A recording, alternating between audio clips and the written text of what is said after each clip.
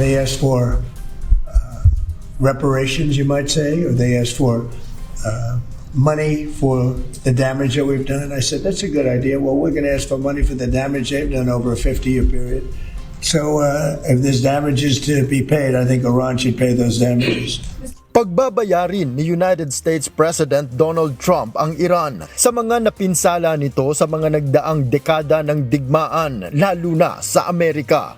Partikular na tinutukoy nito ay ang mga buhay na nasawi sa hanay ng US military.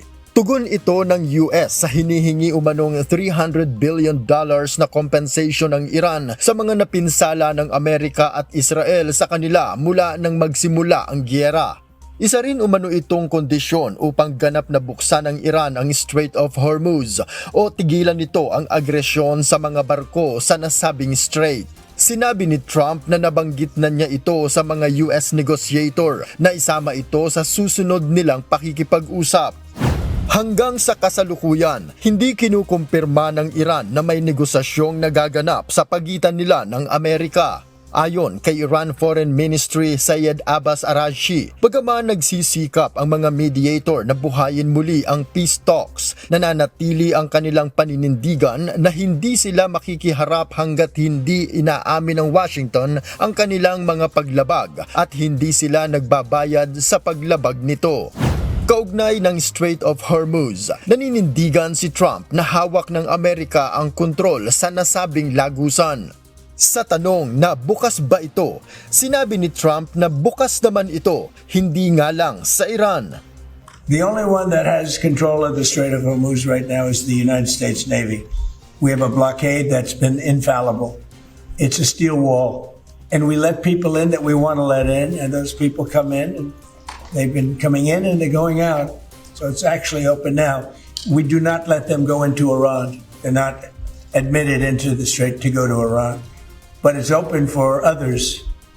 Ang Iran naman, mariin ang pahayag na nasa kanila ang pamamahala sa Hormuz Strait at walang makakadaan kung hindi makikipag-ugnayan sa kanila. Isinasapinal na rin ang kanilang usapan ng Sultanate of Oman kaugnay ng inilagay na temporary passage sa strait. Ayon kay Iran Foreign Ministry spokesperson Ismail Baqei, walang ibang dapat managot sa kawalan ng seguridad sa Strait of Hormuz kundi ang Amerika. آقای دکتر عراقچی به یک مورد خاص اشاره نکردند.